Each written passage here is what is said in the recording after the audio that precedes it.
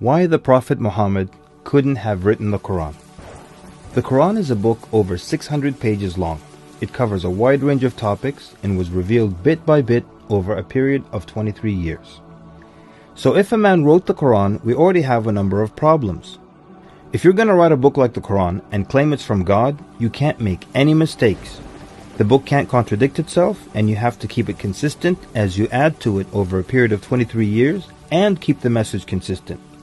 The grammar and style also have to remain the same.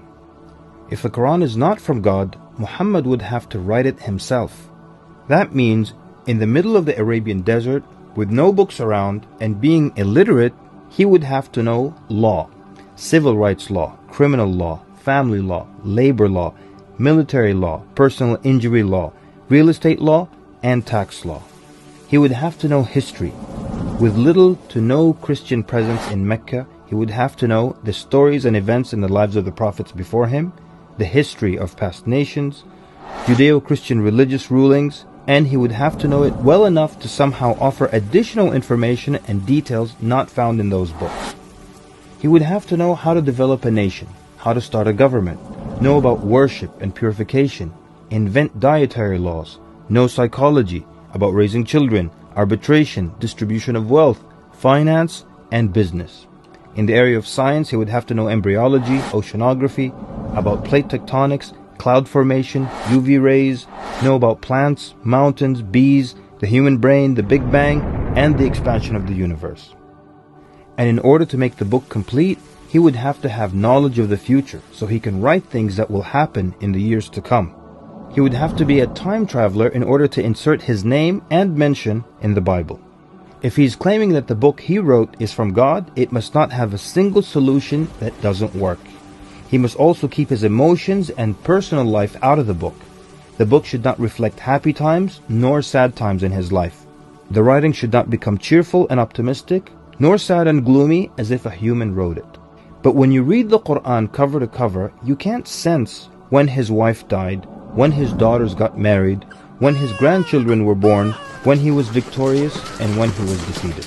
To anyone who examines the Quran, it becomes perfectly clear that there is no way a man in the desert 1400 years ago could have written such a book. But what if it were a committee of brilliant minds, a secret society that is in charge of correcting, updating, and rewriting the Quran over the years? Their job would be to make sure that the book appears to be accurate, has no mistakes or contradictions, and to keep updating it to agree with science and the changing world. If that were the case, then there would be other versions of the Quran. Due to edits and improvements, we would have new edited versions and old versions with mistakes. You would be able to detect different writing styles and influences from the different authors. The problem with all of that is, there is only one Quran. So one man didn't write it, and a committee didn't edit it, so where did it come from? What if clever devils dictated and influenced a man to write the Quran?